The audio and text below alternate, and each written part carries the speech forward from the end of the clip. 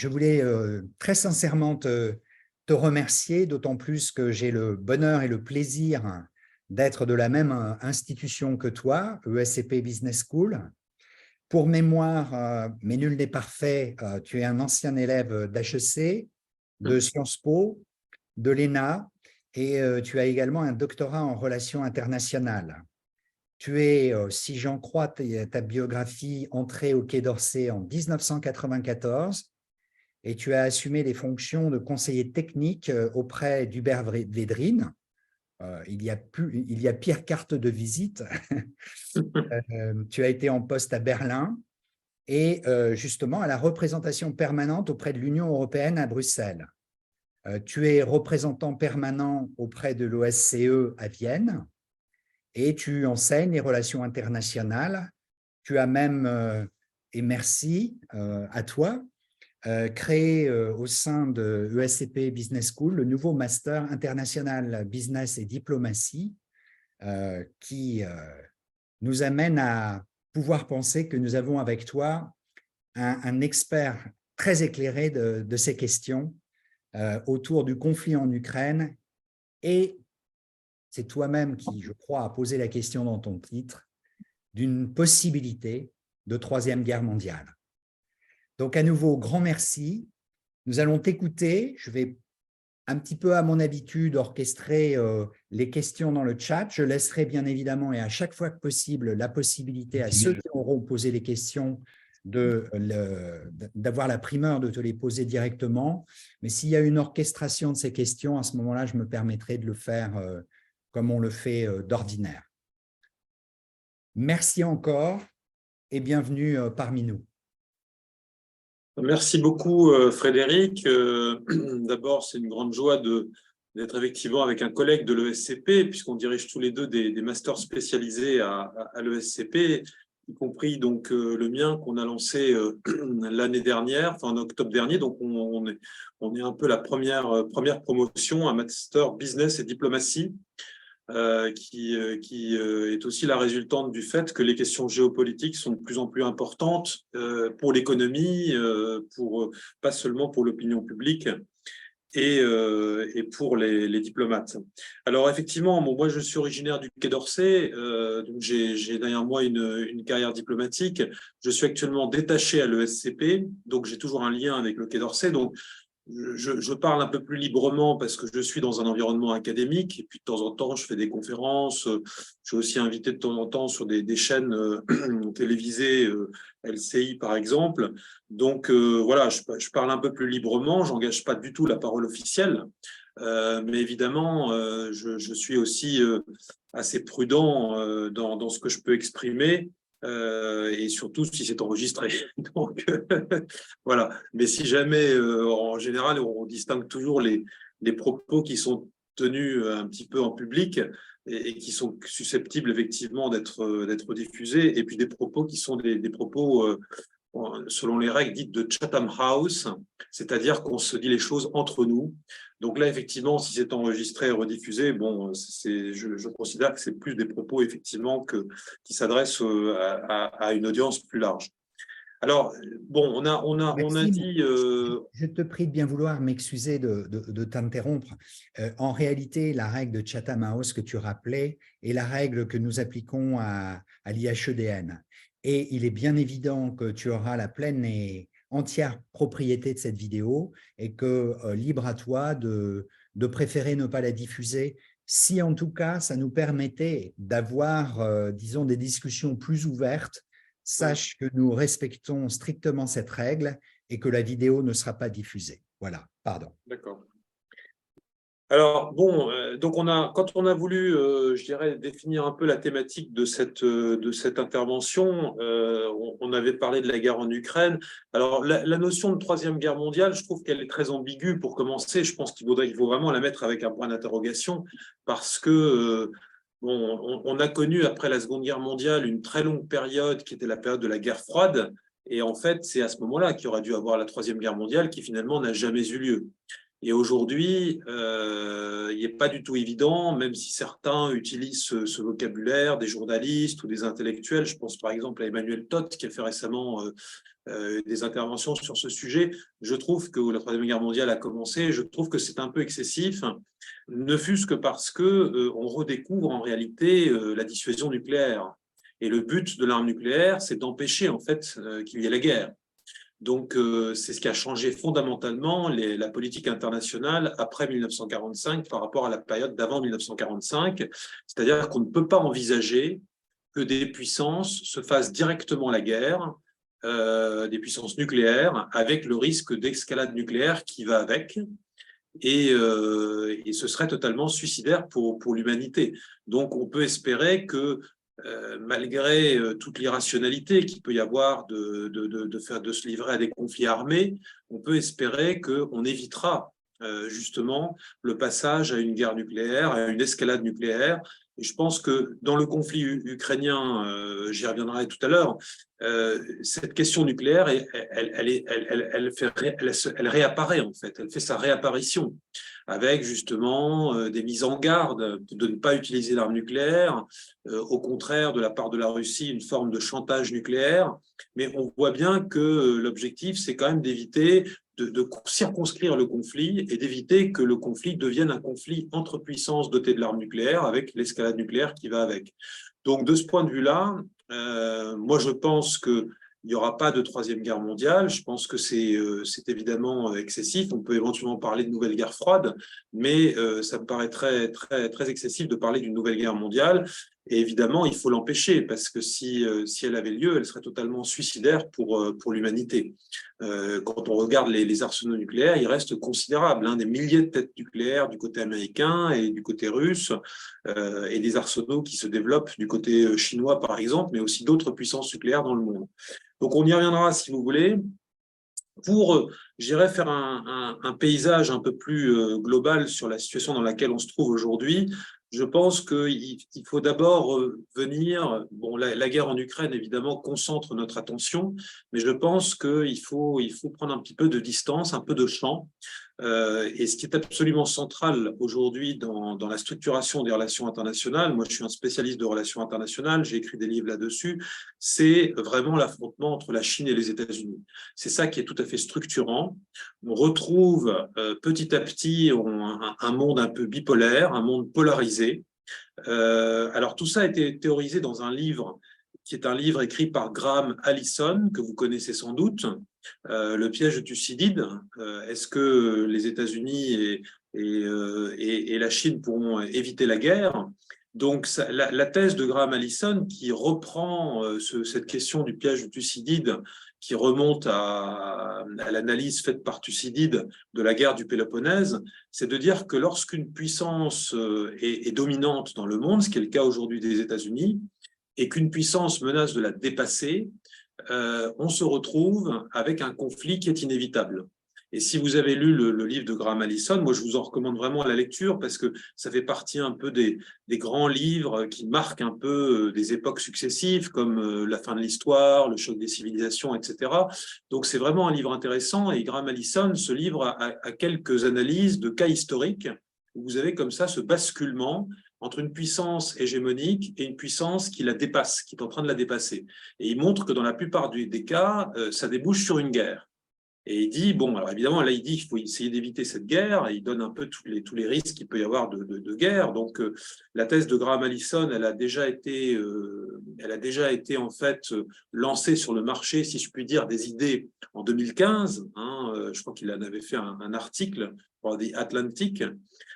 Ensuite, il y a eu un livre qu'il en a fait en anglais en 2017 et la version française a été publiée, je crois, par les éditions Édile Jacob en 2019. Mais vous voyez, donc c'est quelque chose qui est tout à fait antérieur à la guerre en Ukraine, antérieur au Covid. Ça correspond à un moment où la Chine devient la première puissance économique en parité de pouvoir d'achat en 2014. Et évidemment, ce calcul en parité de pouvoir d'achat, à la fois, on peut penser qu'il ne représente pas réellement la richesse, parce que la richesse est calculée en PIB nominal, ça représente l'avance technologique, ça représente la richesse d'un pays, etc. Mais en même temps, la parité de pouvoir d'achat, ça mesure la capacité productive d'un pays, sa puissance industrielle, par exemple. Et donc, la Chine, elle est devenue aujourd'hui la première puissance industrielle. Et ce n'est pas par hasard non plus que la Chine est la première puissance commerciale, parce qu'effectivement, du coup, elle exporte beaucoup, il y a énormément d'échanges. Il y a 2/3 des pays dans le monde pour lesquels la Chine est le premier partenaire commercial, y compris l'Europe. Donc ça, c'est absolument fondamental. Les États-Unis étaient en position hégémonique, ou en tout cas dominante dans le monde depuis 1945.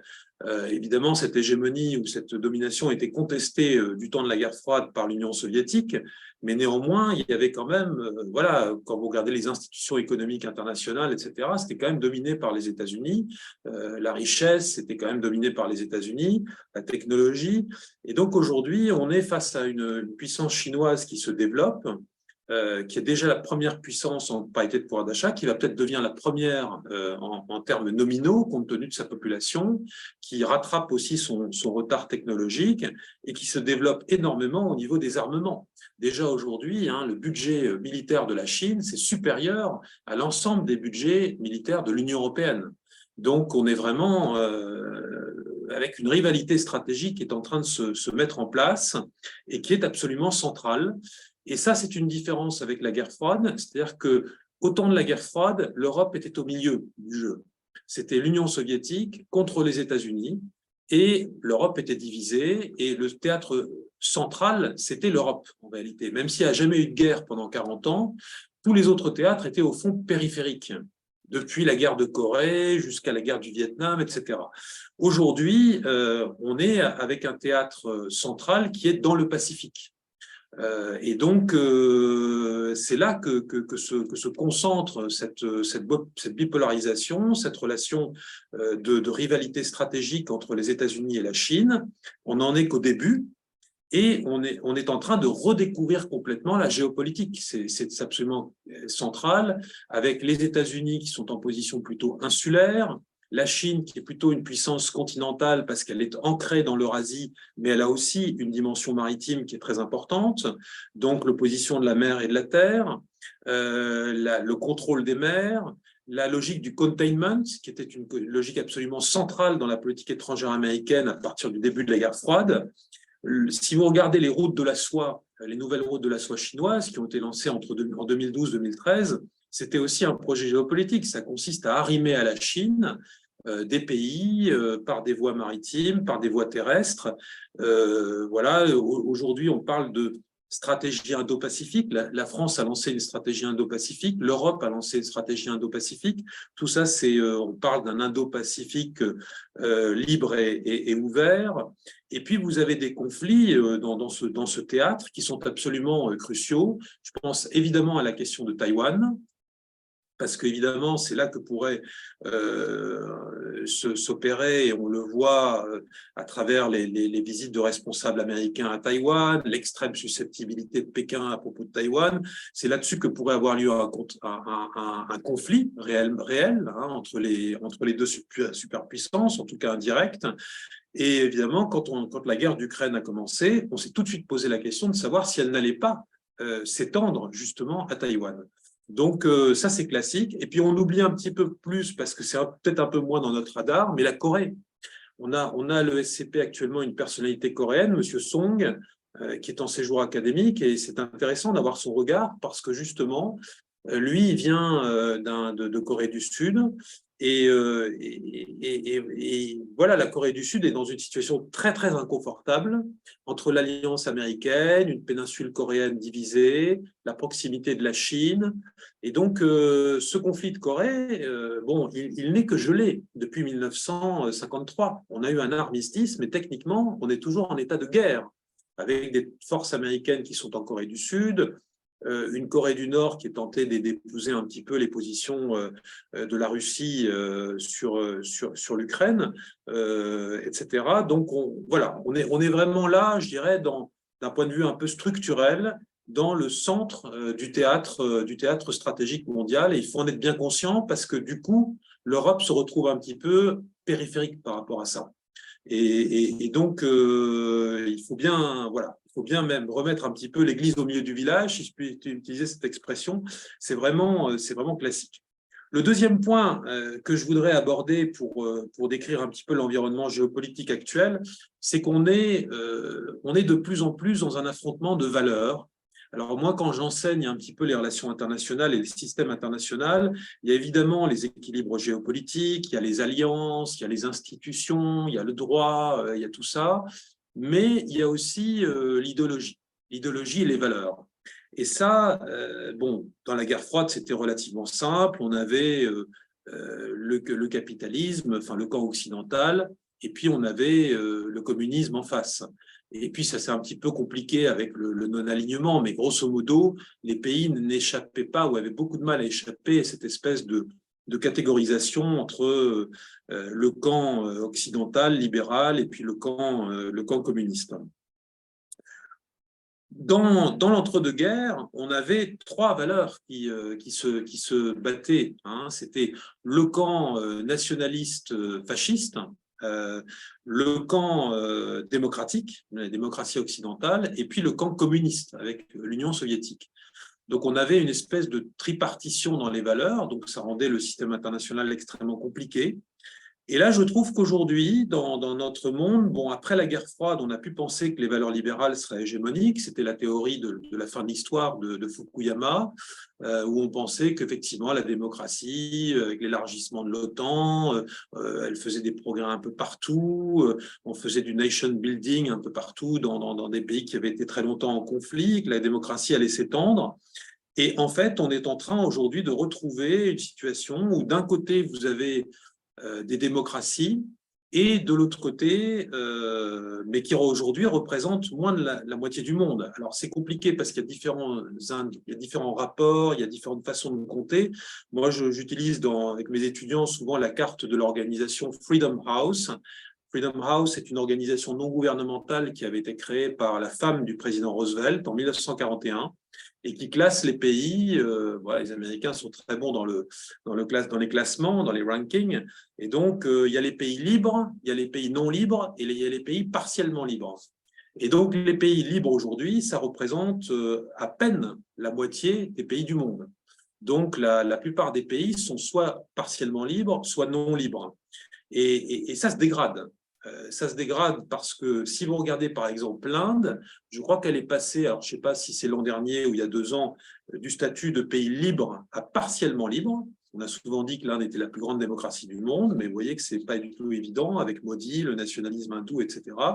Et puis vous avez des pays comme la Turquie, qui sont carrément des pays non libres. Avec Erdogan, même s'il y a une démocratie, il y a des élections, mais en réalité, on considère que c'est une démocratie autoritaire.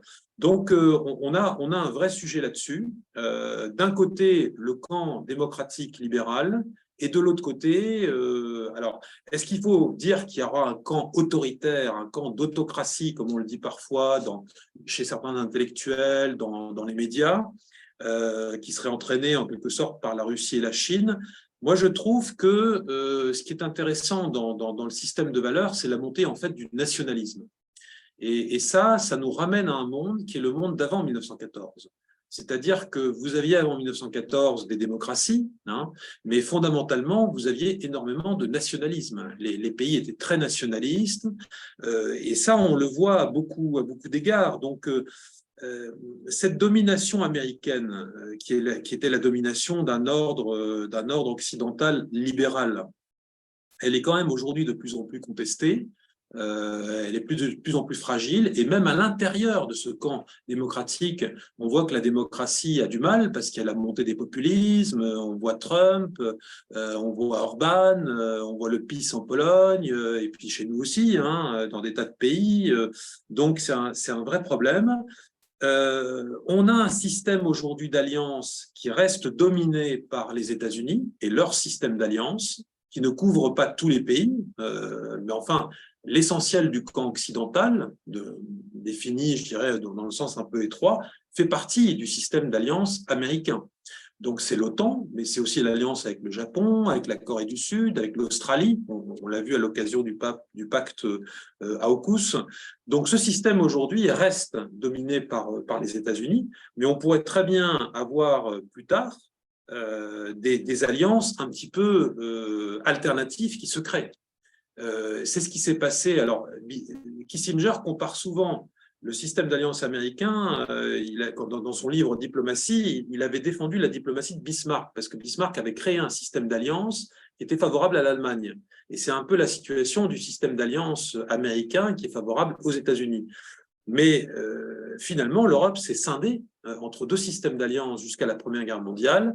L'un avec les alliances des empires centraux, l'Autriche-Hongrie, l'Allemagne. Alors l'Italie, elle joue un peu double jeu. Il y a eu la Turquie qui est l'Empire ottoman. Et puis un système alternatif qui était la Triple Entente. Donc il faudra bien suivre effectivement ce qui va se passer avec les systèmes d'alliance. Les Russes ont gardé un petit reste du pacte de Varsovie avec des pays voisins, le Kazakhstan, la Biélorussie, l'Arménie, voilà. Mais c'est pas du tout un système, je dirais, qui peut contester le système d'alliance américain. Il faudra regarder un peu ce que va faire la Chine, mais c'est un sujet à surveiller. Alors, ce qui est intéressant aussi, c'est le développement de la course aux armements à travers ce nationalisme, parce qu'effectivement, qui dit nationalisme dit aussi défense de l'intérêt national, donc compétition entre les intérêts nationaux, et donc ça veut dire de plus en plus d'importance accordée à la défense et à la sécurité. Et bon, il faut être attentif parfois aux signaux faibles. Et si vous regardez la courbe des dépenses d'armement, elle avait baissé après la fin de la guerre froide et elle s'est inversée à partir de 1998. 1998, c'était il y a 25 ans. Déjà, il y a 25 ans, la courbe des dépenses d'armement mondial remontait. 98, c'est l'année où l'Inde et le Pakistan réalisent une série d'essais nucléaires qui les font passer de puissance nucléaire proliférante, on dit parfois puissance du seuil, on savait qu'ils avaient l'arme nucléaire, mais ils ne l'avaient pas dit officiellement, à un statut de puissance nucléaire déclarée. Et donc, voilà, on a depuis 98 l'Inde et le Pakistan qui font partie du club nucléaire. Depuis, il y a eu aussi la Corée du Nord. Israël est dans une position ambiguë. Donc, voilà, cette course aux armements, évidemment, elle est très forte en ce moment, mais elle est relativement ancienne. Et puis, on voit se mettre en place ce qui va de pair avec, si vous voulez, ce monde de plus en plus éclaté à cause de ce nationalisme, de cet effritement de la domination occidentale. On voit se monter des formats alternatifs. Le bon exemple, c'est le BRICS, à partir de 2009, je crois. Le premier sommet, ça a eu lieu en 2009. Brésil, Russie, Inde, Chine et Afrique du Sud, qui ont un peu une ambition je dirais, de contrer, ou en tout cas de relativiser la domination occidentale. Et puis, toutes les institutions internationales, elles s'affaiblissent. Et un bon exemple, on est dans une école, Frédéric et moi, une business school où forcément l'économie est très importante, mais un des grands succès de l'hégémonie de l'ordre occidental libéral après la guerre froide, c'était la création de l'OMC, l'Organisation mondiale du commerce, avec des règles supranationales pour trancher les différends commerciaux. Mais depuis l'époque Trump, cette OMC, elle est remise en cause.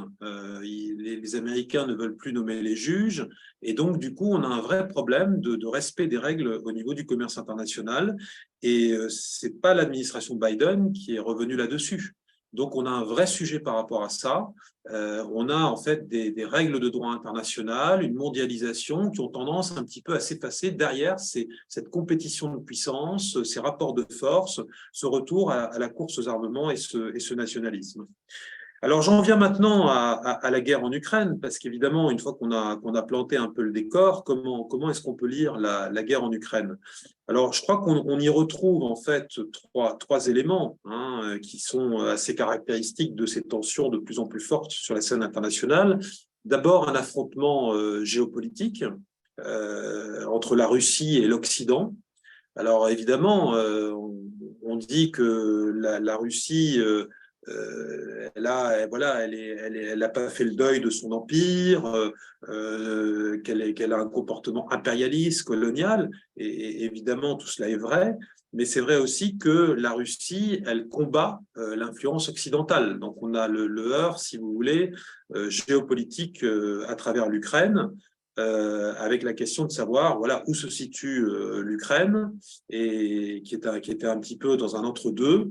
Et donc, on a un vrai affrontement géopolitique entre l'Occident, ce qu'on appelait aussi parfois les institutions euro-atlantiques, qui se sont élargies vers l'Est, et puis la Russie comme centre de pouvoir qui défend ses propres intérêts de sécurité, ses intérêts géopolitiques.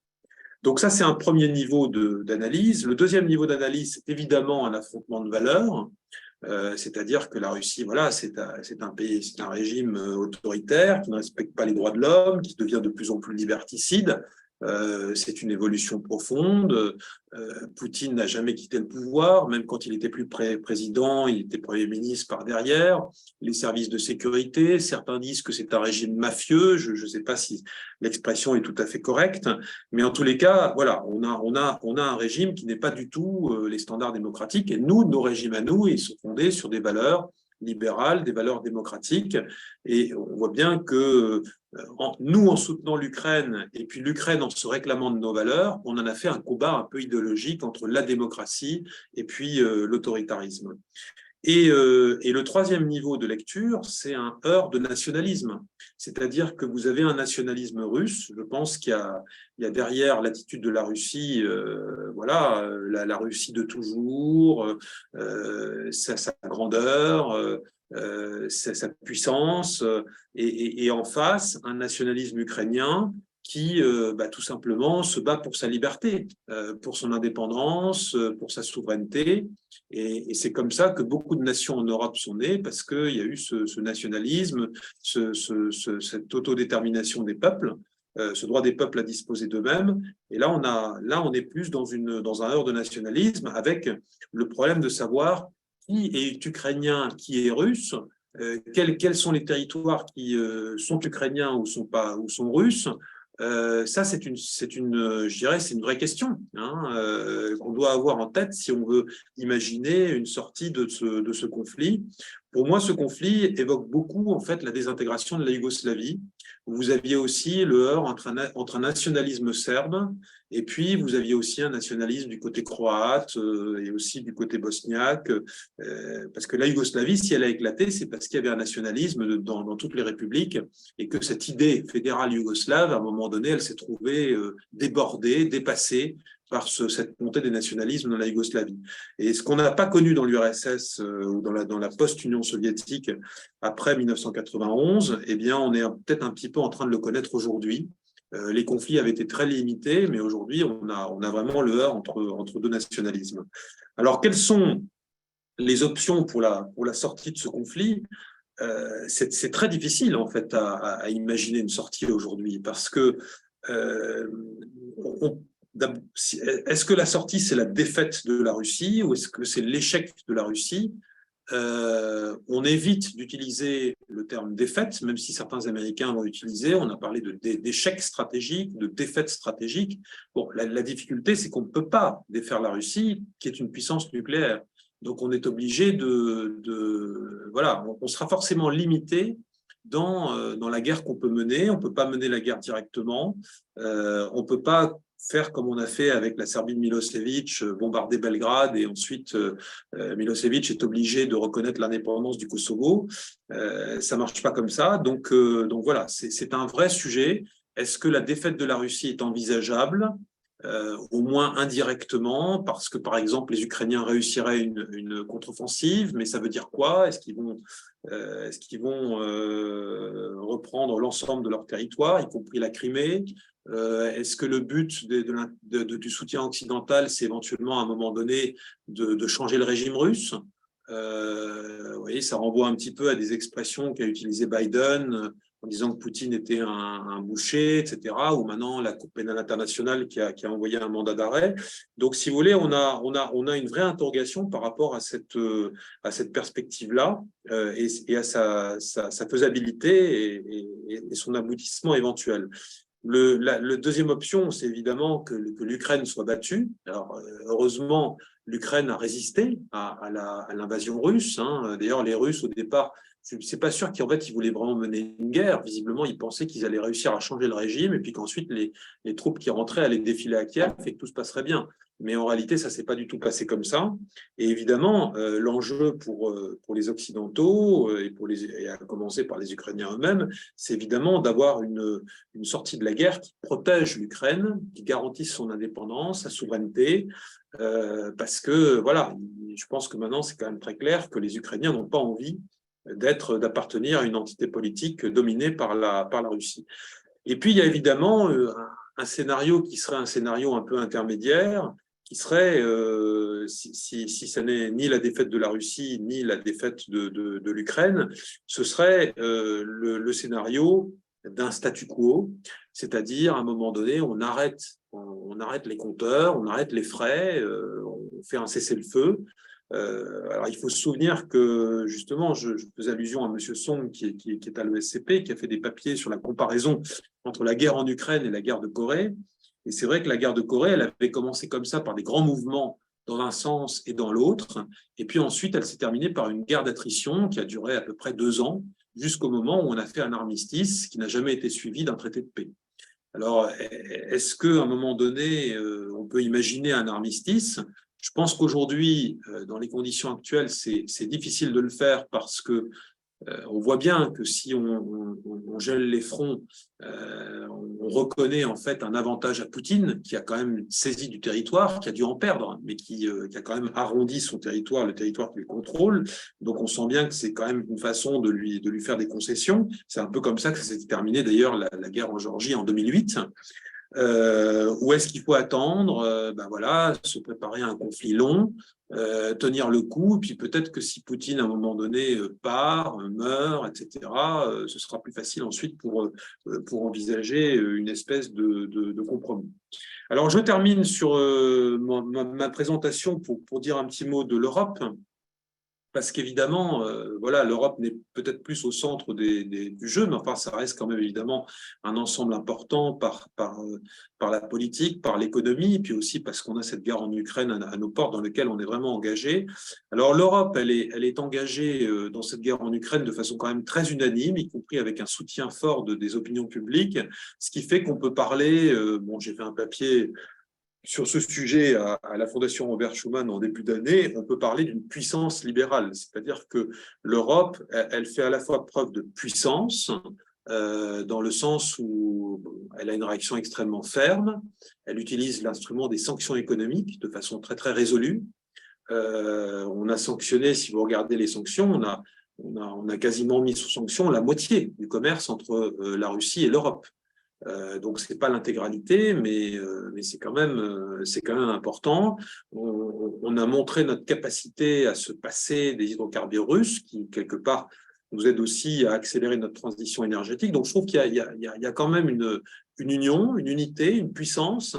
Et puis on voit ce qui fait cette unité, c'est au service de nos valeurs. On défend nos valeurs démocratiques en aidant l'Ukraine. Mais bon, ça c'est le côté positif des choses, quand on veut voir le verre à moitié plein. D'un autre côté, on voit une Europe qui, dans un monde de plus en plus polarisé, est de plus en plus, si vous voulez, sous l'influence, sous la dépendance des États-Unis. Parce qu'en fait, on est dans un camp occidental dans lequel ce sont quand même les États-Unis qui sont les plus puissants, qui ont la puissance stratégique, la puissance économique, la puissance diplomatique. Si vous regardez par exemple les rapports entre dépenses militaires américaines et européennes, on est dans un rapport de 1 à 4. Et ça se voit dans l'aide à l'Ukraine, où on est, grosso modo, les Américains aident 2 fois plus l'Ukraine que les Européens. Donc on est dans un rapport de dépendance stratégique vis-à-vis des États-Unis dans ce camp occidental. Et donc ça amène aussi un petit peu la question de savoir comment l'Europe pèse dans tout ça. Dans quelle mesure elle fait de la politique, ou elle est capable de faire de la politique. Et pour moi, qui suis maintenant un peu plus dans une position d'analyste, de quelqu'un qui réfléchit, qui analyse les choses avec un peu plus de distance, comment est-ce que l'Europe peut rester un acteur? Comment est-ce que l'Europe peut influencer les choses, faire de la politique? Pour moi, ça ne me paraît pas du tout évident. Quand Mme von der Leyen a pris la tête de la Commission européenne, elle a parlé d'une commission géopolitique. Alors oui, mais ça veut dire quoi en fait? Est-ce que ça veut dire simplement, je dirais, se mettre en rang et puis être un bon petit soldat? Ou est-ce que ça veut dire aussi être capable à un moment donné de définir entre nous-mêmes un intérêt, à penser et à décider par nous-mêmes, comme le disait le président Macron dans tous ses discours qui ont suivi son discours de la Sorbonne sur la souveraineté européenne? Tout ça ne me paraît pas du tout évident. Je ne vois pas bien aujourd'hui comment les Européens définissent leur intérêt dans ce conflit en Ukraine, ou en tout cas d'une manière qui soit, je dirais, d'envisager les options possibles, etc.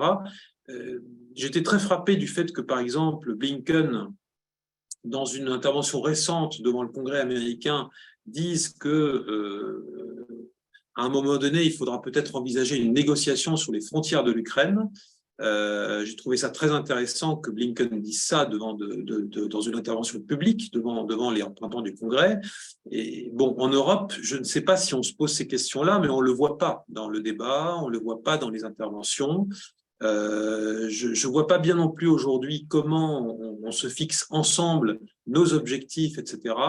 Je me souviens que du temps de la guerre du Kosovo, à l'époque j'étais au cabinet d'Hubert Védrine, assez rapidement les Occidentaux se sont mis d'accord sur des critères qui déterminaient la fin du conflit. Et aujourd'hui, je trouve qu'on on ne le voit pas très bien. Voilà, donc ça c'est plutôt un point d'interrogation que je pose. Et donc, je vais m'arrêter ici parce que je pense que les échanges qu'on va avoir seront très intéressants et me stimuleront aussi pour discuter avec vous. Merci. Merci beaucoup, Maxime. Tout ça a été très, très clairement mené et de façon extrêmement structurée. C'est vrai que c'est difficile d'être synthétique sur un exercice qui est à la fois d'actualité et très multifactoriel. Alors, je vais demander d'abord, puisque pour le moment, en tout cas, une seule question est posée dans le chat. Moi-même, j'ai une batterie de questions à te poser. Cette conférence et ta thématique me passionne personnellement. Je ne crois pas être le seul d'ailleurs.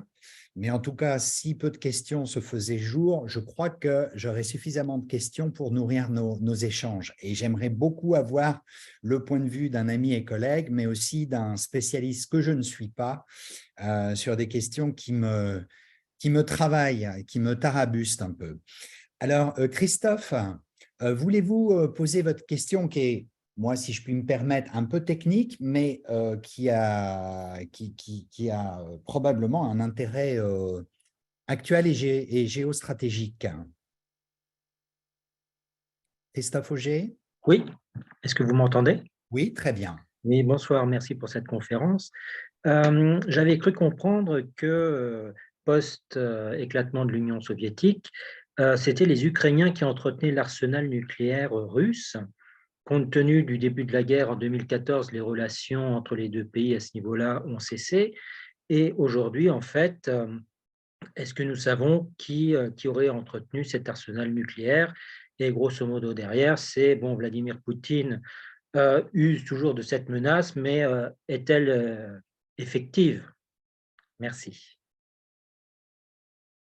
Alors, je ne crois pas que l'arsenal nucléaire russe ait été entretenu par les Ukrainiens. Il y avait beaucoup de liens entre l'Ukraine et la Russie, par exemple au niveau de l'industrie d'armement, parce qu'il y avait de forts liens entre le Donbass, les industries lourdes du Donbass et le complexe économique, industriel, voire militaire russe. Mais du point de vue nucléaire, je crois que l'arsenal nucléaire russe était complètement entre les mains des Russes. Et vous savez peut-être qu'à la fin de la guerre froide, on s'est retrouvé avec l'arsenal nucléaire soviétique qui était en fait disséminé entre la Russie, l'Ukraine, la Biélorussie et le Kazakhstan. Et à l'époque, il a été décidé que seule la Russie resterait une puissance nucléaire.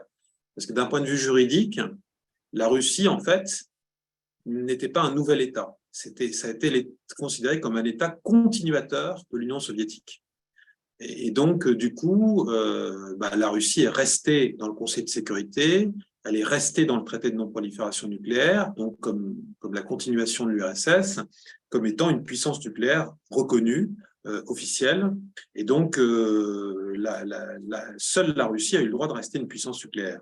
Les autres États, ils ont été obligés d'adhérer au TNP comme État non doté d'armes nucléaires. Donc, ils ont dû abandonner leurs arsenaux nucléaires.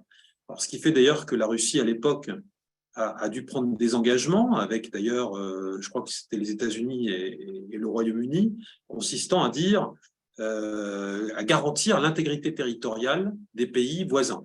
Donc, par exemple, la Biélorussie, l'Ukraine, je crois que c'est le Kazakhstan aussi, il y a eu des mémorandums, donc je crois que c'est le mémorandum de Budapest, qui fait que la Russie s'était engagée sur la garantie de l'intégrité territoriale ukrainienne. Ce qui fait qu'on ça fait partie des engagements que la Russie a violés en agressant l'Ukraine, évidemment. Hein, il n'y a pas que celui-là.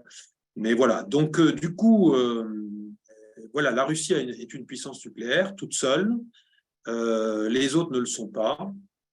Alors, sur la menace nucléaire, elle existe et il faut la prendre au sérieux. Hein, et je pense que les Américains, notamment, la prennent très au sérieux parce que il faut faire attention, il faut maintenir un dialogue avec les Russes, etc. Donc, je crois qu'il y a quand même un très grand sérieux dans la manière dont on aperçoit, dont on prend ça. En même temps, il y a aussi du côté russe la tentation un peu de faire feu de tout bois. Et donc, de dire, de rappeler tout le temps qu'ils sont puissance nucléaire, qu'ils peuvent utiliser l'arme nucléaire, etc. Et ça, c'est évidemment une forme de chantage. Donc, il faut pouvoir résister au chantage. Si jamais on était parti d'emblée sur le fait que la Russie est une puissance nucléaire et que donc il fallait rien faire pour aider l'Ukraine, ça aurait été quand même très embêtant. Donc, on n'a pas cédé au chantage russe. Mais évidemment, il faut faire attention. Ce qui est très important, c'est le rôle de la Chine par rapport à ça, qui a clairement dit, hein, de façon extrêmement claire, que l'usage ou la menace de l'arme nucléaire n'était pas acceptable. Et que donc, et du coup, il y a eu un communiqué au G20, à Bali, grâce aux Chinois, qui a quand même envoyé un message assez clair sur ce sujet. Et par ailleurs, les militaires vous disent que l'arme nucléaire ne changerait pas grand-chose parce que si c'est juste pour faire une arme nucléaire tactique, ça peut se retourner de toute façon sur le champ de bataille. Si c'est pas sur le champ de bataille, ça n'a pas d'impact immédiat. Si c'est sur le champ de bataille, ça peut se retourner contre les combattants de votre camp.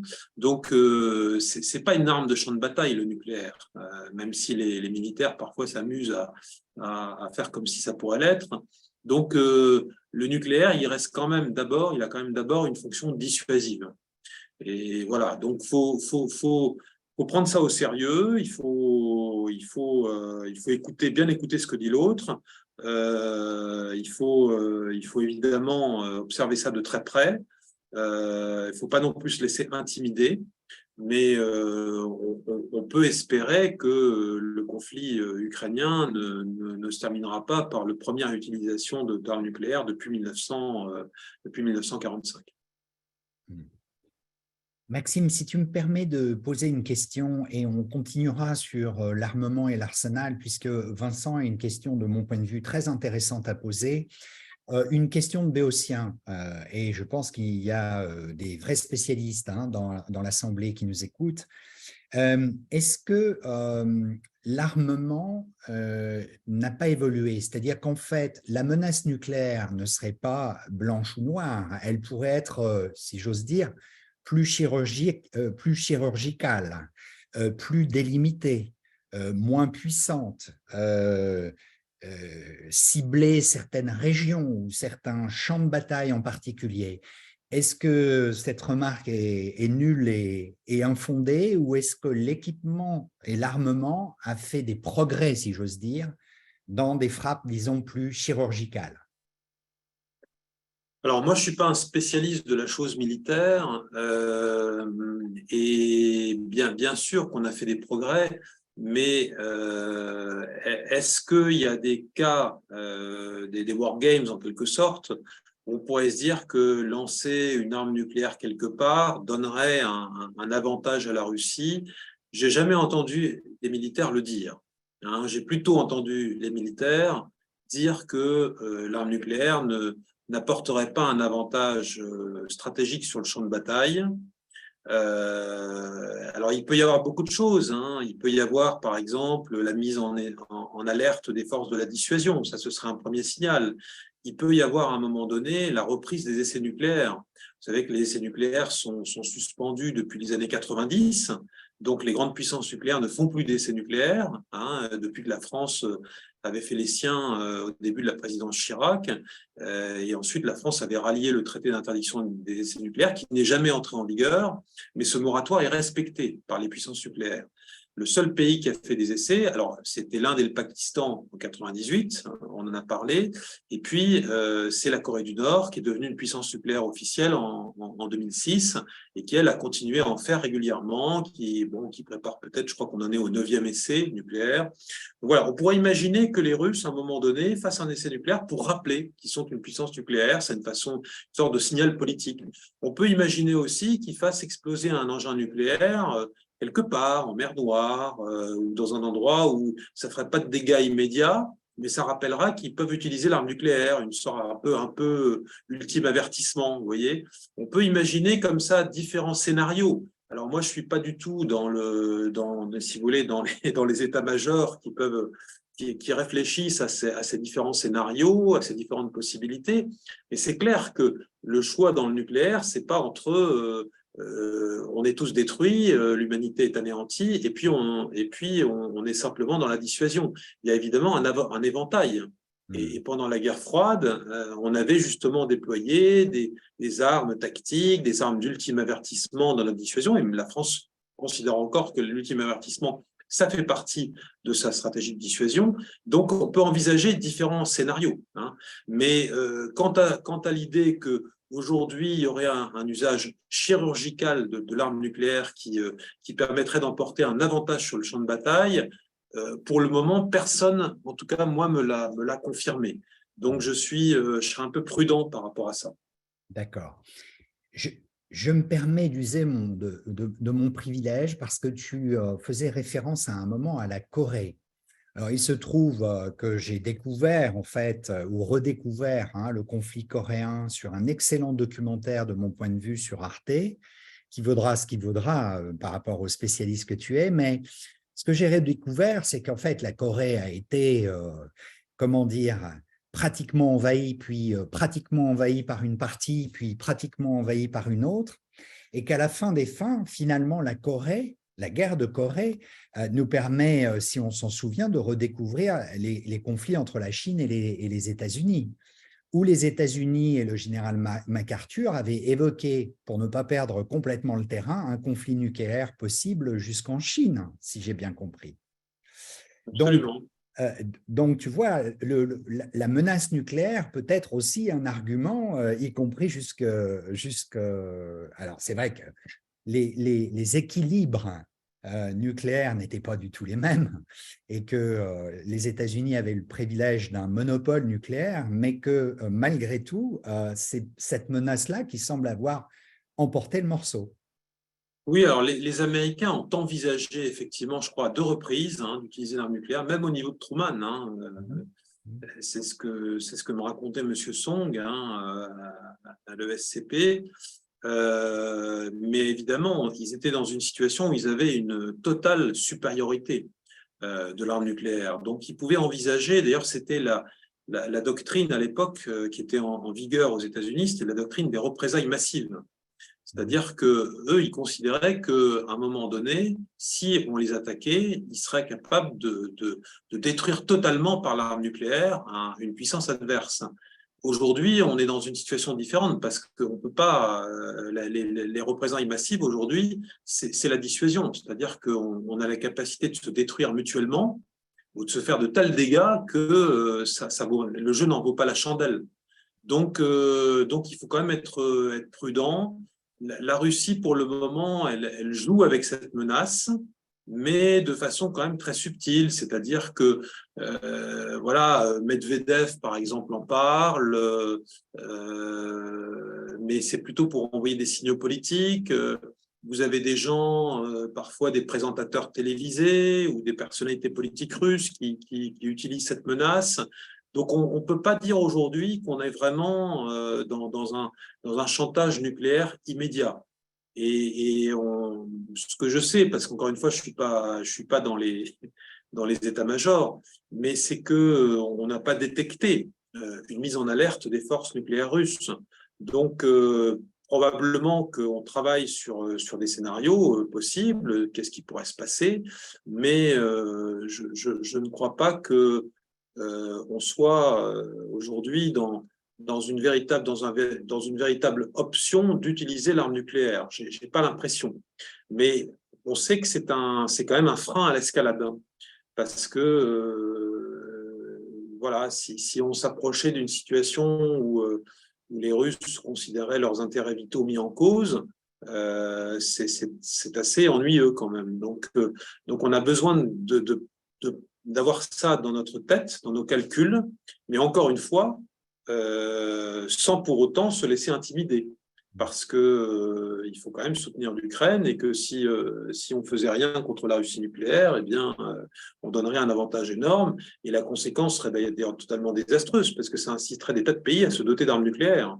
Donc, on a aussi un intérêt commun à maintenir la non-prolifération. Donc voilà, il faut être prudent et je ne vois pas aujourd'hui, en tout cas, d'utilisation de l'arme nucléaire envisagée sur le champ de bataille. D'accord. Peut-être pour poursuivre et après passer peut-être à un champ plus politique, géopolitique, Vincent, est-ce que vous voulez poser votre question à Maxime? Vincent Caliès, sur la construction d'une Europe de la défense. Est-ce que vous m'entendez? Oui, très Oui. bien. Très bien. Alors, la construction d'une Europe de la défense pourra-t-elle un jour exister lorsque l'on voit que pour la simple production d'équipements ou encore pour le financement de notre lanceur, c'est compliqué? Est-ce que l'Ukraine a vraiment bousculé les choses? Est-ce que cette guerre est une opportunité? Est-ce que vous sentez une évolution? Alors l'évolution, elle est là et elle est préalable en fait à la guerre en Ukraine, hein, parce que en fait on a relancé l'Europe de la défense au niveau des capacités, au niveau de l'armement en 2013. En 2013, voilà, c'était très poussé par Paris et on a vraiment voulu en faire davantage. On a commencé à mettre en place des programmes communs de recherche militaire et ensuite à financer des projets capacitaires. Et puis depuis le cadre financier pluriannuel actuel, celui de 2021-2027, on a un fonds européen de défense.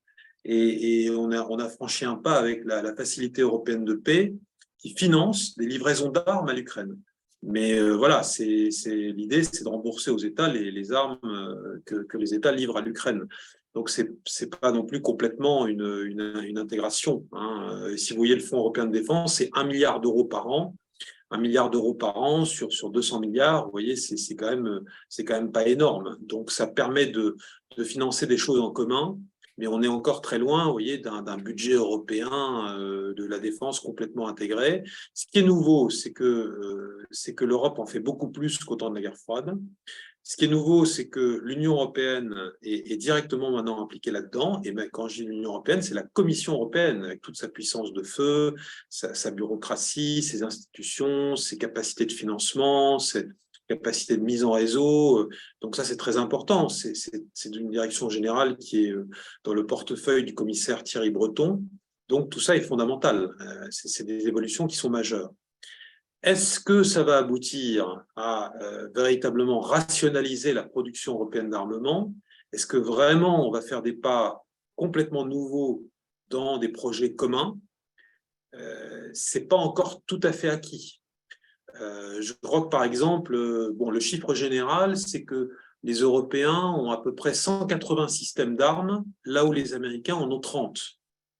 Et donc, on se retrouve avec, je crois, 17 chars différents, là où les Américains en ont un seul.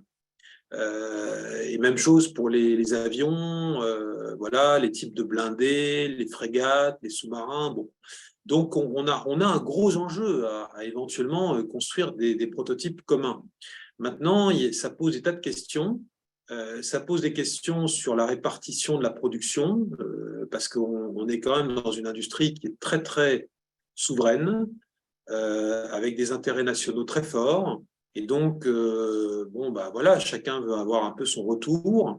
Et donc, on a des intérêts à défendre, des intérêts nationaux à défendre. Donc, ce n'est pas évident. Et en particulier pour la France, parce que l'Allemagne dépense de plus en plus. Mais on ne veut pas se faire bouffer par les Allemands. Donc, il faut, et on a la chance d'avoir développé une industrie d'armement qui est très compétitive, qui progressivement gagne des parts de marché. On est aujourd'hui le 3e exportateur mondial d'armes et on n'est plus très loin des Russes. Comme les Russes sont très affaiblis en ce moment, peut-être qu'on va se retrouver avec une France qui serait le 2e exportateur mondial d'armes. Donc, c'est un vrai atout national, notre industrie nationale d'armement. Donc, il ne faut pas non plus la perdre. Il faut veiller un peu à nos retours industriels. Il y a une difficulté aussi par rapport aux exportations, parce que notre industrie, elle est rentable, non pas parce qu'on a un gros budget national français, mais aussi parce qu'on exporte. Le Rafale, par exemple, qui est un succès à l'exportation, les bâtiments, à un moment donné, de projection et de commandement, c'était un grand succès français, les sous-marins, malgré l'échec du contrat avec l'Australie. Donc voilà, on a beaucoup de succès. Et si on se retrouve avec, par exemple, des Allemands qui vont nous dire « Ah ben non, là, vous n'avez pas le droit d'exporter parce que là, il faut l'accord du Bundestag » et le Bundestag a dit non, là, on a des difficultés aussi. Donc, il y a un certain nombre d'obstacles qui sont là. Et bon, vous connaissez les grands projets qui sont en chantier. Le char européen du futur, l'avion de combat du futur, le drone de combat européen. Donc, on verra si ces projets se réalisent. Moi, j'entends... Donc, incontestablement, il y a une évolution favorable, il y a une prise de conscience, il y a une volonté de travailler ensemble, mais il y a aussi de nombreux obstacles. Donc, il faudra regarder si ces projets voient véritablement le jour. Je vais vous laisser la parole, hein, Michel Salager, pour toujours une question alors qui m'est un peu étrangère, mais vous semblez partiellement aborder le problème de l'armement. Je voulais juste revenir aussi dans une perspective plus internationale qui dépasse l'Ukraine. Tu dis ce que je ne savais pas, que les Français sont extrêmement compétitifs et seraient presque en passe de passer second en termes d'exportation des armes. Quid de la Chine et notamment du fait que même et du fait que même si la Chine investit beaucoup dans l'armement, il me semble savoir que les États-Unis continuent à investir encore davantage que la Chine. Oui, bien sûr. Ah bah, c'est clair que les États-Unis dominent encore aujourd'hui l'échiquier stratégique mondial, à la fois par leur capacité militaire, par leurs dépenses d'armement. On est à peu près à 40%, hein, peut-être un peu moins, mais 35-40% de dépenses militaires mondiales qui sont américaines. Et les Américains dépensent plus pour leur défense, par exemple, que les Chinois, en pourcentage du PIB. Donc aujourd'hui, il y a un avantage aux États-Unis. Les États-Unis dominent le marché, dominent les technologies, dominent l'échiquier stratégique mondial, mais évidemment, les Chinois rattrapent. Et donc, et puis à un moment donné, ils vont peut-être vouloir accélérer la course.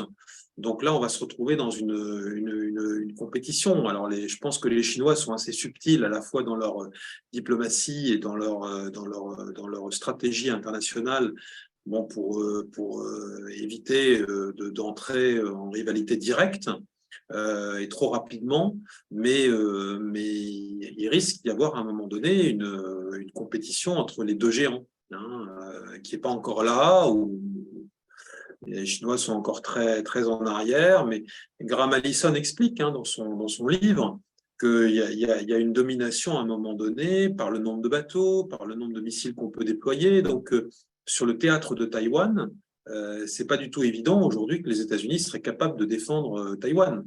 Il y a une vraie inquiétude stratégique par rapport à ça. Donc aujourd'hui, les États-Unis sont dominants, ils le restent, mais la montée de la Chine est une vraie préoccupation. D'accord. Et tu disais donc que le classement, le trio de tête dans l'armement et les exportations d'armement mondial, ce serait donc les États-Unis, la Russie, puis la France.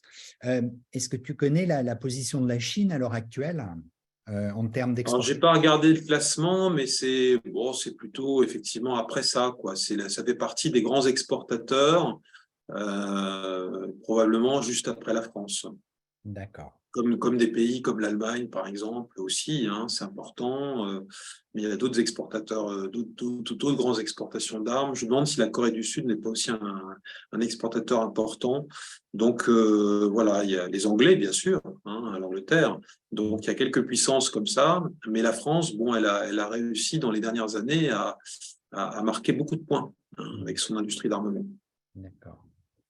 Michel, est-ce que vous voulez poser votre question à Maxime? Oui, bonsoir. Je Bonsoir. voulais vous demander ce que vous pensiez de cette notion de co-belligérance qui était basée sur la nature des armements fournis. On a commencé, certains disent par livrer des gilets pare-balles, des casques, et maintenant on en est aux chars d'assaut de plus en plus sophistiqués, à de l'artillerie et même à des avions. Ou est-ce que cette notion de co-belligérance disons, ne pourrait pas dépasser les frontières actuelles de l'Ukraine. C'est-à-dire que fournir les armements demandés par l'Ukraine sans franchir la frontière avec la Russie ne nous ferait pas devenir des co-belligérants. Bon, alors cette notion de co-belligérance, elle est parfois contestée par les experts. Parce qu'elle n'a pas de définition claire en droit international.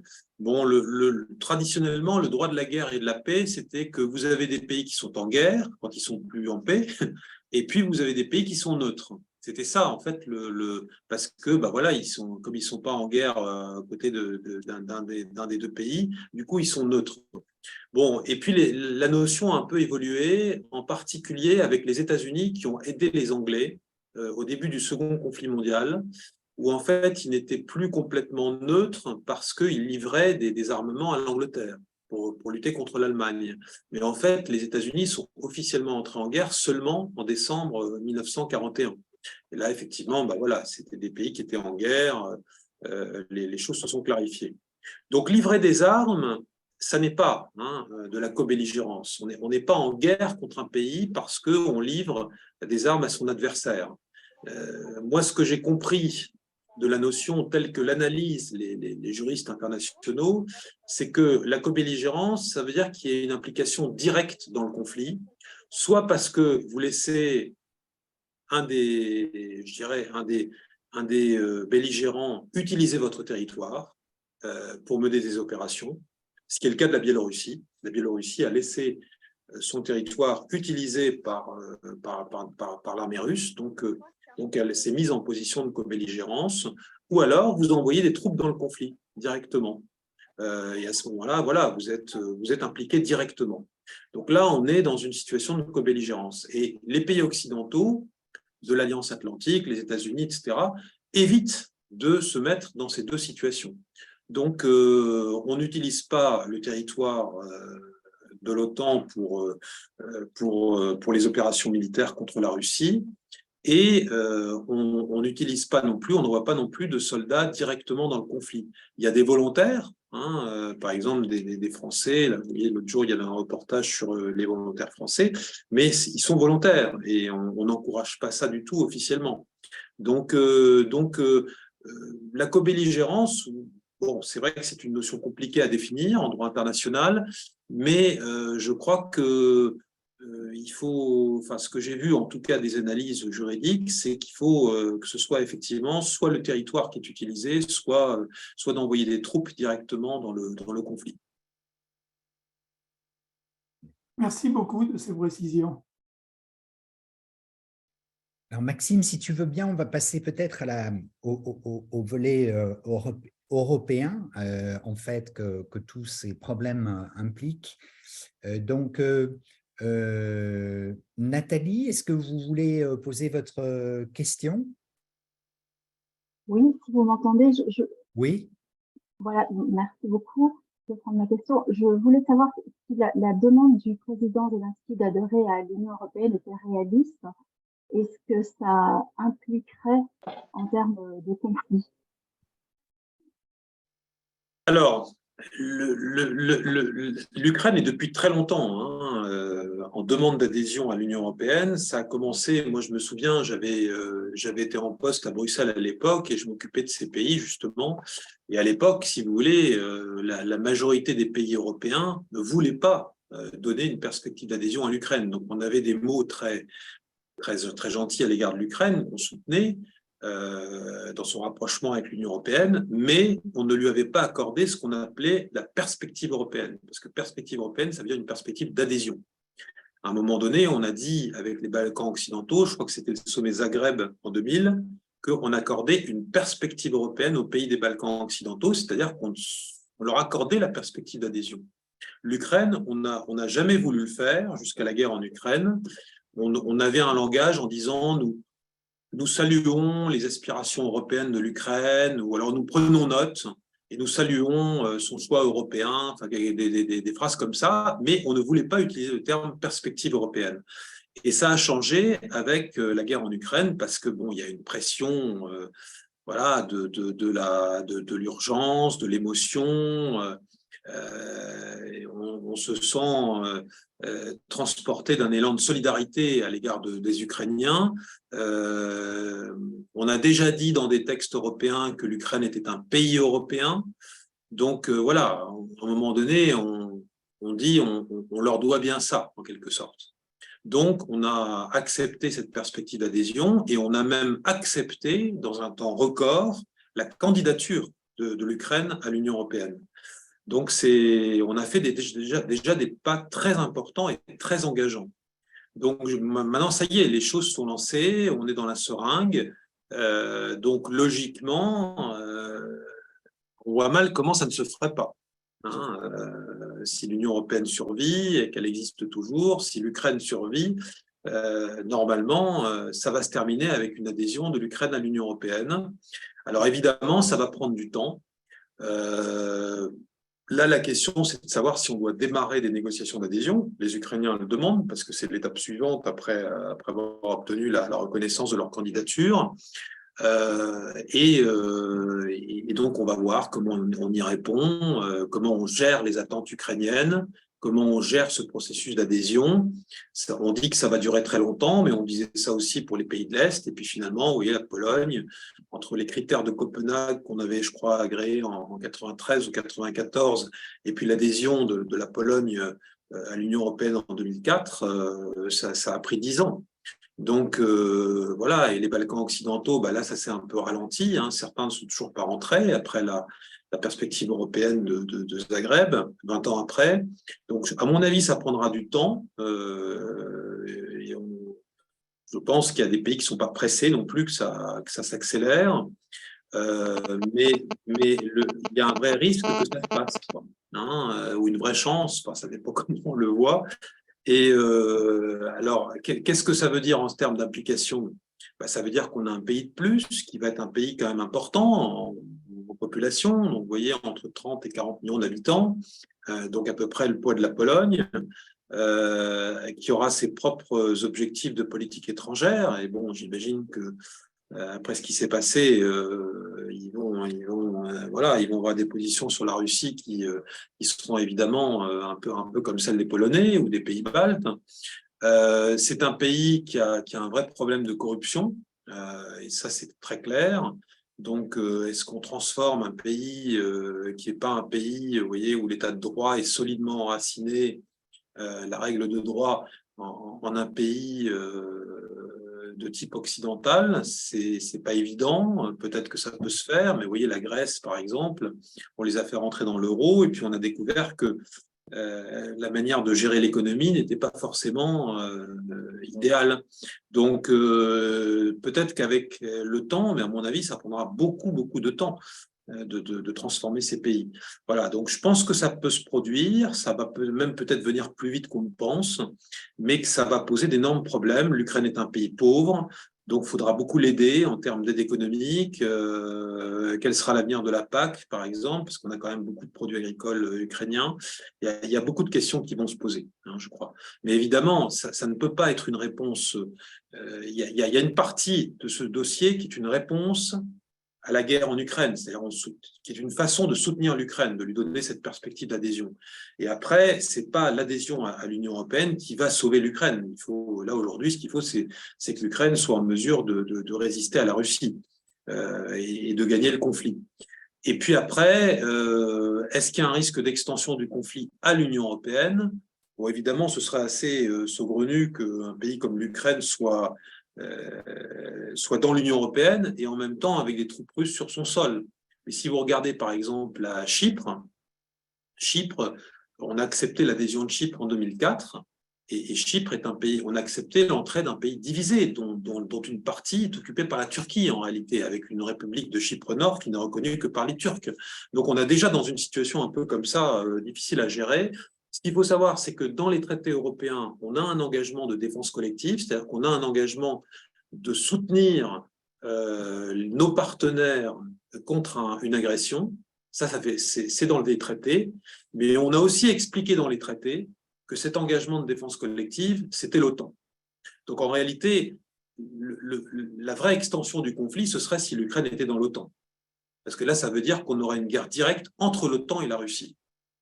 Et ça pose un vrai problème. Vous voyez, après la guerre de Géorgie, il y a deux territoires, l'Abkhazie et l'Ossétie du Sud, qui sont en fait des républiques sécessionnistes reconnues par la Russie, avec des troupes russes. Je crois qu'il y a des présences de troupes militaires russes. Les Russes contrôlent ces républiques sécessionnistes, et on n'a jamais été plus loin dans le rapprochement de la Géorgie à l'OTAN. Peut-être aussi parce que ça voudrait dire qu'on serait obligé d'aider les Géorgiens à déloger les Russes. Et donc là, on a un conflit direct entre l'OTAN et la Russie. Alors là, l'OTAN, elle est nucléaire avec les États-Unis, mais aussi la France et l'Angleterre. Et puis de l'autre côté, on a une Russie nucléaire. Donc je pense que de ce point de vue-là, l'adhésion à l'Union européenne représente moins un risque immédiat d'extension du conflit. Pour poursuivre cette discussion, Olivier et Yannick, vous aviez des questions relativement proches de la discussion qui a été initiée. Yannick, vous voulez poser votre question? Oui. Alors, vous m'entendez? Oui, très bien. Ok, bonsoir, je salue tout le monde. Je vous remercie pour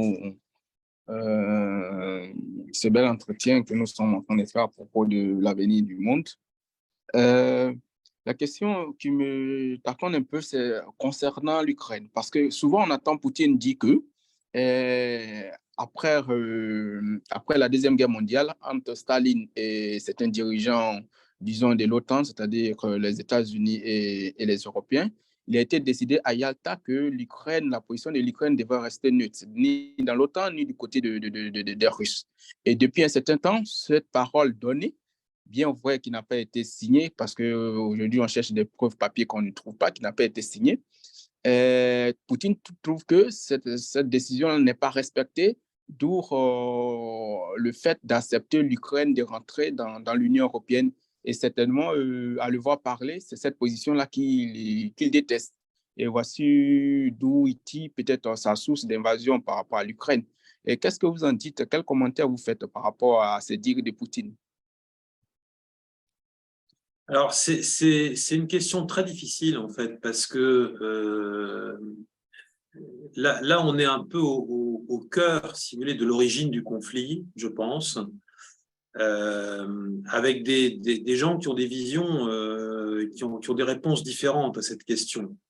Alors, je ne sais pas, de toute façon, la référence à Yalta, faut peut-être un peu l'oublier, parce que Yalta, on dit que c'était un partage du monde. La réalité aussi, c'est qu'à Yalta, Staline s'était engagé à faire des élections libres. Donc, parler d'un partage du monde à Yalta n'est pas tout à fait approprié. Puis à l'époque, l'OTAN n'existait pas, ça s'est créé après.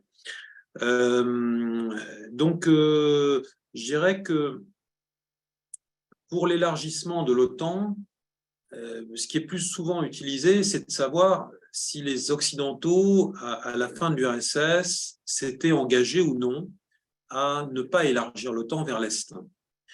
Et là, vous voyez, on a un autre professeur intéressant à l'ESCP, c'est Joachim Bitterlich, qui était conseiller diplomatique de Helmut Kohl, le chancelier allemand de la réunification.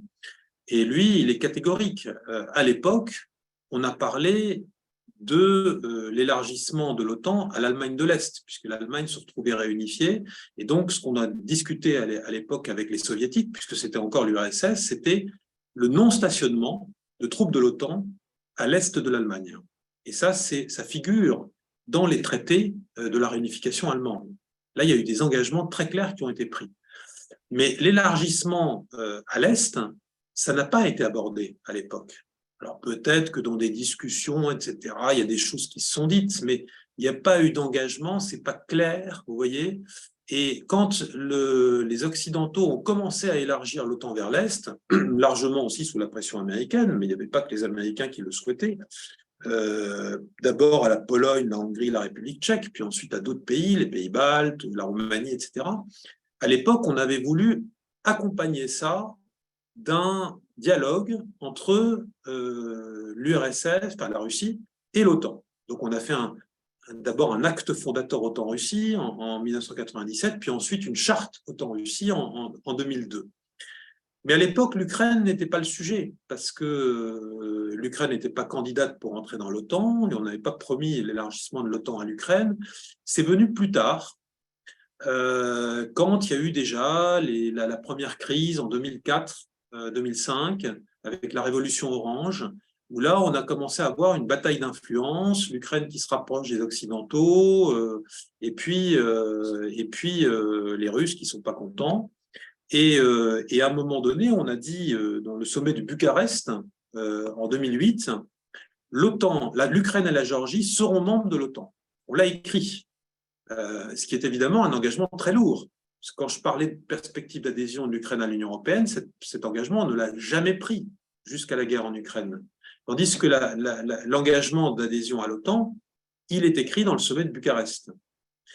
Et les Occidentaux, alors les Allemands et les Français ont freiné à l'époque, Sarkozy et Merkel, mais on a quand même écrit ça. Et probablement qu'aux yeux des Russes, c'était une ligne rouge. Et c'est peut-être pas complètement un hasard si 4 mois plus tard, la guerre en Géorgie a lieu. C'est une façon aussi pour Poutine de rappeler, attention, vous êtes dans ma zone d'influence et je suis capable de donner un gros coup de griffe. Donc, je pense que c'est un élément important.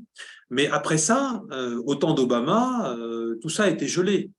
Et je ne suis pas sûr que Biden avait l'intention de faire adhérer l'Ukraine à l'OTAN. En tout cas, je ne crois pas qu'il y ait eu d'évolution sur le dossier dans les premiers mois de l'administration Biden. Mais c'est clair que c'est un vrai sujet. Moi, j'ai lu avec beaucoup d'intérêt les mémoires de Gourdeau-Montagne, qui est un grand diplomate du Quai d'Orsay, qui a eu beaucoup de postes importants, qui a travaillé auprès de Chirac notamment. Et à un moment donné, il explique qu'il avait discuté avec les Russes et qu'on pourrait trouver une solution sur l'Ukraine par rapport à l'OTAN, enfin par rapport à aux aspirations de l'Ukraine. C'était avant le sommet de Bucarest, je crois que c'était 2005 ou 2006.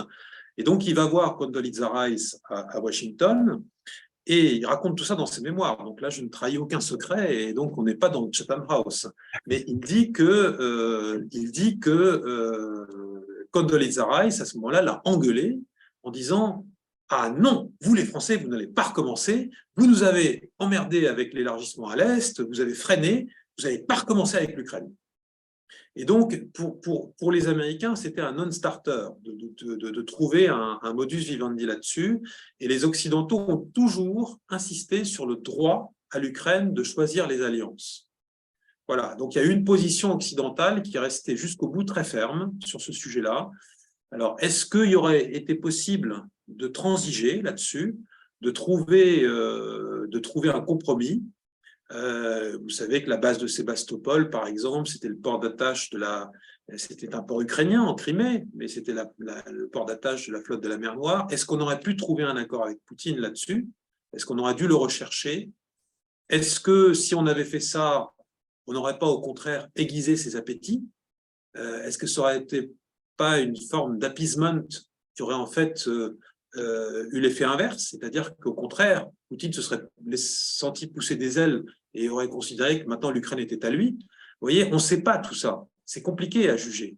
Je pense qu'un jour, les historiens referont l'histoire avec ce qu'ils retrouvent dans les archives, mais je trouve que c'est une vraie question. C'est une vraie question et c'est difficile d'y répondre de façon catégorique. En tout cas, Maxime, merci beaucoup parce que je me demandais, moi, pourquoi Poutine avait averti, et comme dit un de mes amis criminologues, il faut toujours croire les dictateurs parce qu'ils font ce qu'ils disent et ils disent ce qu'ils font, avait averti que 2 pays seraient en fait des lignes rouges à ne pas franchir, l'Ukraine, ce que je pouvais comprendre, et la Géorgie, ce qui m'étonnait un petit peu. Mais tu viens d'y répondre et de nous éclairer sur ce point. Si tu me permets de me faire vraiment l'avocat du diable, j'allais dire qu'en fait, est-ce que Poutine, qui effectivement est ce qu'il est, n'a pas finalement une réflexion et une réaction que pourraient avoir les Américains si des puissances étrangères pouvaient potentiellement installer des missiles à leurs frontières avec le Mexique, la doctrine Monroe. Donc, est-ce que Poutine, en dehors du fait d'être un dictateur et un méchant, n'a pas non plus des raisons de s'inquiéter? C'est en tout cas ce que dit chez nous M. Song, qui, quand il fait des comparaisons entre la guerre de Corée et la guerre en Ukraine, lui, il explique qu'effectivement, on a eu une crise à Cuba parce que les Soviétiques voulaient installer des missiles qui étaient capables d'atteindre les États-Unis. Et c'était inacceptable pour les États-Unis. Et donc, il y a eu une crise dont l'issue a été de ne pas déployer de missiles soviétiques à Cuba contre les États-Unis. Et donc, effectivement, je pense que c'est une question à se poser. C'est une question à se poser, mais c'est vrai qu'on ne se la pose pas souvent. Alors, tu as abordé des problèmes maritimes. Je vais donc demander à Jean-François de poser sa question, puisqu'il s'agit effectivement de questions et d'enjeux maritimes. Oui, merci beaucoup. Monsieur Lefebvre, vous avez parlé d'Indo-Pacifique tout à l'heure. Vous avez évoqué la mer de Chine du Sud, ce que font les Chinois. En Méditerranée, on voit des confrontations, notamment liées à des découvertes de gisements de gaz. En Arctique, c'est le dégel qui change la donne.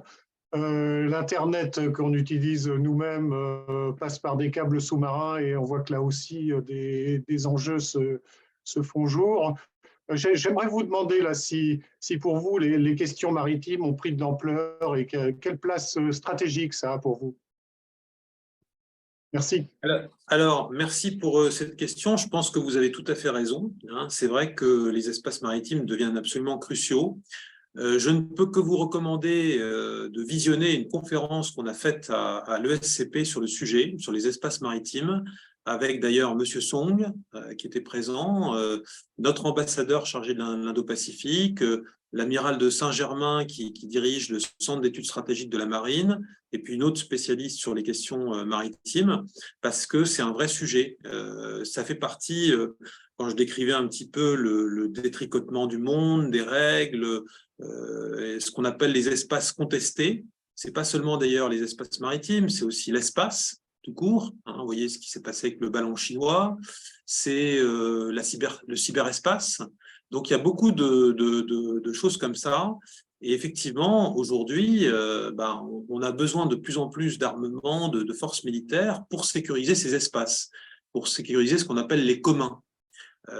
Qui sont en fait pas communs parce que en réalité il y a de la compétition, il y a de l'affrontement, donc c'est tout à fait stratégique et c'est pour ça que la France d'ailleurs vient de mettre en chantier un nouveau porte-avions, mais pour dans très longtemps. Hein.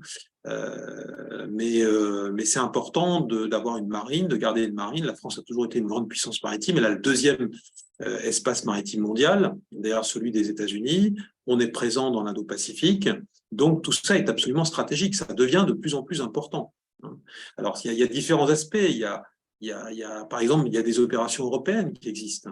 Il y a une opération, un des grands succès, qui est modeste, mais enfin, il ne faut pas bouder le plaisir quand on a des succès de l'Union européenne, c'est l'opération Atalante, qui est menée depuis 2008 au large de la Somalie, de la Corne de l'Afrique, qui consiste à lutter contre la piraterie maritime. Et ça, c'est vraiment une opération dans la durée, vous voyez, depuis maintenant 15 ans qu'elle existe, et qui a permis d'ailleurs de lutter avec efficacité contre la piraterie maritime et qui marque la présence européenne dans cet espace maritime.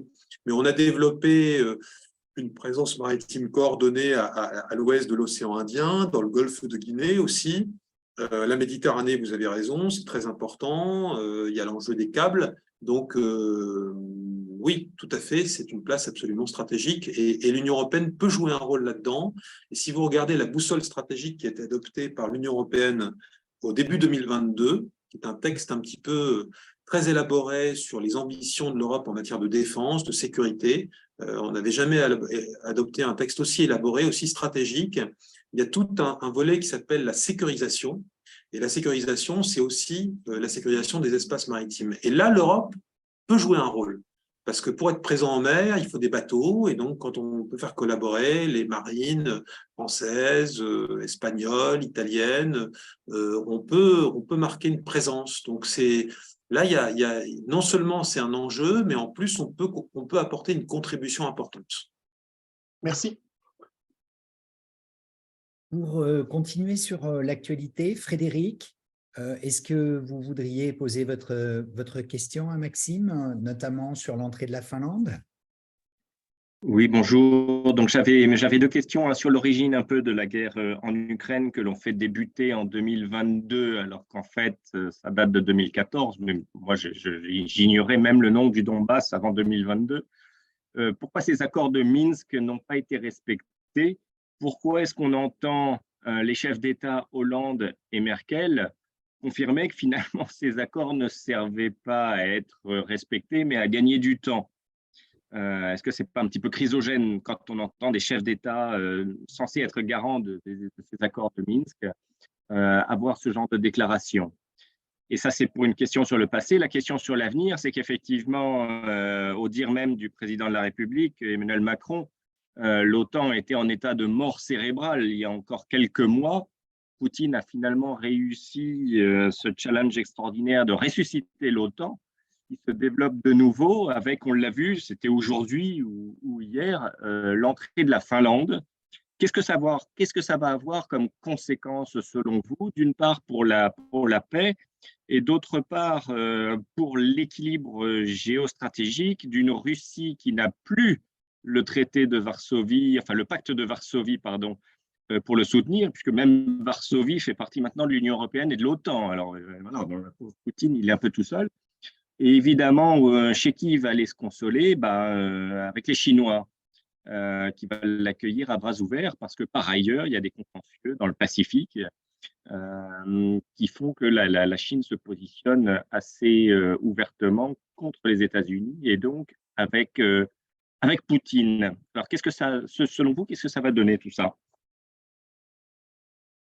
Alors, sur les accords de Minsk, moi quand j'étais ambassadeur à l'OSCE à l'époque, donc on était vraiment très impliqués, hein, l'Organisation pour la sécurité et la coopération en Europe à l'époque, on a joué un rôle de… Alors, les accords eux-mêmes, ils ont été d'abord négociés directement entre les Ukrainiens et Poutine, et ensuite, dans un deuxième temps, c'est ce qu'on appelle les accords de Minsk II, à travers l'implication de Hollande et de Merkel. Donc, il y a eu deux accords, en fait. Bon. En gros, de quoi s'agissait-il?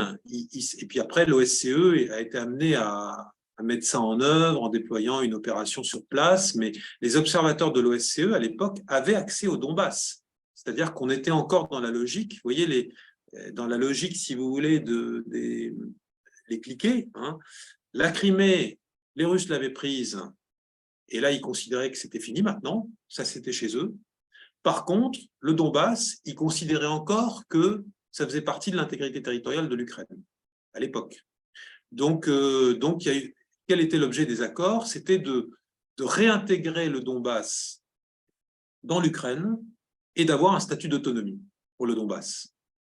Bon, moi j'ai toujours été sceptique sur la mise en œuvre de ces accords parce que si vous regardez les conflits gelés qui se sont produits au début de l'explosion de l'URSS, en Géorgie et aussi la Transnistrie en Moldavie, on n'a jamais pu le résoudre. C'était impossible parce qu'en réalité, non seulement vous avez deux acteurs de mauvaise foi, les Russes qui veulent préserver leur influence et puis des pays qui essayent de restaurer leur intégrité territoriale, la Géorgie, la Moldavie, puis ensuite l'Ukraine. Mais en plus, vous avez derrière ça un choc géopolitique entre l'Occident et la Russie, avec un fossé qui n'a cessé de s'approfondir, et puis un choc de valeurs, comme je le disais au départ. Donc, si vous voulez, c'était très compliqué. Et d'ailleurs, la formule, à un moment donné, on avait réfléchi, est-ce qu'il faut faire des élections d'abord au Donbass pour discuter après, ou est-ce qu'on fait d'abord un statut et ensuite on fera des élections? Il y avait une formule comme ça qui avait été nommée, qui avait été inventée par le ministre des Affaires étrangères allemand, M. Steinmeier. On appelait ça la formule Steinmeier, qui trouvait une sorte de simultanéité entre ces processus, mais en réalité, ça n'a débouché sur rien. Parce que je pense que les partis étaient de mauvaise foi. Alors, il y a peut-être aussi des torts du côté ukrainien, hein, parce que voilà, on peut comprendre que les Ukrainiens ne fassent pas vraiment confiance aux Russes, mais du côté russe, il y a aussi de la mauvaise foi. Hein. En réalité, ils n'ont jamais voulu, je pense, mettre en œuvre ces accords. En gros, le statu quo les intéressait, c'est-à-dire qu'on a un conflit gelé, de facto le Donbass est contrôlé par la Russie, et puis l'Ukraine, du coup, elle a perdu un peu de ses forces vives, c'est un territoire divisé, donc de toute façon, elle ne pourra pas rentrer dans l'OTAN. Donc c'était une situation qui, à mon avis, était confortable aussi du point de vue russe, même si les Russes s'amusaient à dire que c'était la faute des Ukrainiens si les accords n'étaient pas mis en œuvre. Donc voilà, je pense que Hollande et Merkel ont négocié ça probablement sans illusion par rapport à Poutine, par rapport à la mise en œuvre des accords. Et effectivement, Merkel explique que finalement, c'est pas plus mal parce que pendant ce temps-là, on a quand même pu renforcer les Ukrainiens, les armer aussi. Donc c'est en ce sens-là, je pense qu'elle a dit que ça avait servi à gagner du temps.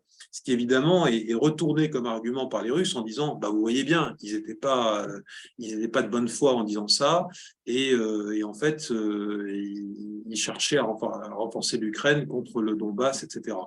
Bon, voilà, c'est un peu triste, mais si vous voulez, c'est les limites de la diplomatie. Parfois, il vaut mieux un mauvais accord qu'une bonne guerre. Je pense que c'était un peu la logique de la fin de la guerre de Géorgie en 2008 avec la médiation Sarkozy. C'était aussi la logique un peu des accords de Minsk, mais c'était quand même très compliqué de les mettre en œuvre, en particulier avec Poutine.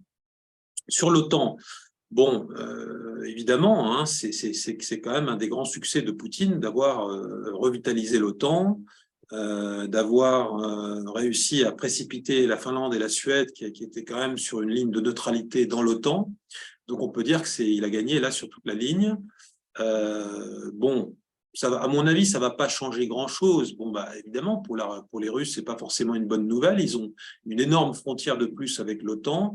La Finlande, moi, j'ai connu la Finlande dans ma vie diplomatique comme un pays qui cherchait véritablement à améliorer les relations avec la Russie. C'était pas un pays russophobe acharné, comme par exemple les Suédois étaient dans des positions beaucoup plus fermes sur la Russie, la Pologne, les Pays-Baltes. Et la Finlande, c'était vraiment un pays qui cherchait à améliorer les choses, à trouver des accords, des compromis, etc. Moi, j'ai vécu ça dans l'Union européenne, j'ai vécu ça aussi dans l'OSCE. Et donc, ils ont réussi à les antagoniser complètement, à les pousser complètement dans l'OTAN. Donc, c'est vraiment pas une belle victoire pour la Russie et pour Poutine. Mais je ne pense pas que ça va changer fondamentalement les choses. L'OTAN est un peu élargie. Voilà, la Finlande se sent plus en sécurité comme ça maintenant. La Suède, c'est problématique parce qu'il l'adhésion qui est bloquée par la Turquie à cause des problèmes sur les Kurdes. Moi, je pense qu'au fond, fondamentalement, pour la Russie, le problème, c'est l'Ukraine. C'est le fond du problème. Ça touche au nationalisme, à l'histoire, à l'identité russe. Je pense que, au fond, pour eux, c'est moins grave d'avoir la Finlande dans l'OTAN que d'avoir, en réalité, une Ukraine qui basculerait complètement dans le camp occidental. Donc, je pense que aujourd'hui, les Russes sont quand même très focalisés sur l'Ukraine, me semble-t-il. Et alors, la Chine, il n'y a pas d'alliance. Hein. La Russie est une puissance nucléaire. Soit elle gagnera, soit elle perdra cette guerre, ou ça se terminera par un statu quo. Mais les Chinois, voilà, ils n'ont pas un intérêt à ce que la Russie perde, parce que ça renforcera les États-Unis en face. Mais ils n'ont pas non plus un intérêt à devenir trop un allié des Russes. Donc, ils font attention. Ils envoient des messages aussi aux Russes. Il ne faut pas utiliser l'arme nucléaire. La visite de Xi Jinping à Moscou récemment, ils ont bien dit qu'il n'y avait pas d'alliance entre les deux pays. Donc voilà, c'est une position un peu plus subtile et équilibrée, un jeu plus équilibré que mènent les Chinois. Maxime, peut-être ce sera une manière de boucler la boucle, hein, puisque dans ton préambule, tu as dit effectivement que la vraie question, c'était la question entre la Chine et les États-Unis. En matière de diplomatie, et pour parler d'une actualité brûlante, puisque c'est en réalité une actualité d'aujourd'hui même, d'abord, un vrai succès diplomatique affiché, en tout cas, ce serait le rapprochement réussi entre l'Arabie saoudite et l'Iran sous l'égide de la Chine. Qu'en penses-tu? Et du coup, peut-être que les Chinois apparaissent à cette occasion comme des gens qui pacifient davantage qu'ils mettent un peu de l'huile sur le feu, sous-entendu confèrent ce que les Américains font vis-à-vis de la Russie en Ukraine. Et puis, tu disais la Chine est en fait un peu, prudente dans ce conflit, mais le président Macron aujourd'hui disait qu'en matière de diplomatie, il a déclaré que la Chine avait à jouer un rôle majeur, ce sont ses termes, hein, pour trouver un chemin de paix en Ukraine et que économiquement, l'Europe ne devait pas se désassocier de la Chine. Donc, des termes assez forts et assez en faveur de la Chine. Oui, alors il faudra regarder un petit peu tout ce qu'il aura dit durant sa visite, qui ne fait que commencer. Hein. Je pense qu'il a aussi, je pense, une certaine fermeté vis-à-vis de la Chine. Il a toujours veillé, là il y va avec la présidente de la Commission européenne, qui a elle-même dit des promesses, hein, qui a tenu des propos assez durs. Je pense que voilà, l'Europe, elle est quand même, elle se dissocie de plus en plus de la Chine, hein, depuis plusieurs années. Ça a commencé avant le Covid, ça a commencé avant la guerre en Ukraine. L'Europe a parlé de la Chine comme d'un rival systémique, et ça renvoie évidemment à la question des valeurs. Donc voilà, ce que révèle cette guerre en Ukraine, effectivement, c'est que la Chine, du coup, est propulsée comme un acteur de premier rang avec les États-Unis. Ça, c'est très clair. Et effectivement, du coup, il va jouer un rôle. Alors, Xi Jinping ne parle pas encore avec Zelensky, mais il faudra voir un peu comment ça évolue. Peut-être qu'ils vont être un acteur d'une éventuelle paix, il faudra voir. C'est une possibilité. Cette médiation Iran-Arabie Saoudite que tu mentionnes, effectivement, elle révèle le rôle diplomatique croissant de la Chine. Et ce qui est intéressant, c'est que ces deux pays, hein, Iran et Arabie Saoudite, sont dans les pays non libres de l'organisation Freedom House. Vous voyez, si vous regardez la carte, vous pouvez la chercher sur Internet, ce sont des pays non libres. Et donc, quelque part, la Chine, j'ai l'impression, bon, elle a une stratégie un peu à la Sun Tzu, c'est-à-dire il faut faire la guerre, l'important c'est de gagner sans combattre. Il faut encercler les adversaires, il faut développer son influence, faut le faire en subtilité. L'ordre international qu'elle défend, c'est un ordre dans lequel, en fait, on se moque des valeurs libérales en estimant que ce n'est pas là-dessus que doit être fondée la souveraineté des pays et les relations internationales. Donc en fait, c'est voilà, des pays qui sont en transaction les uns avec les autres et on ne s'occupe pas de leurs affaires intérieures, la non-ingérence, et donc chacun a son régime comme il le souhaite. Donc c'est quand même un ordre international qui est un ordre alternatif à l'ordre occidental, ou au contraire, on se soucie de ça.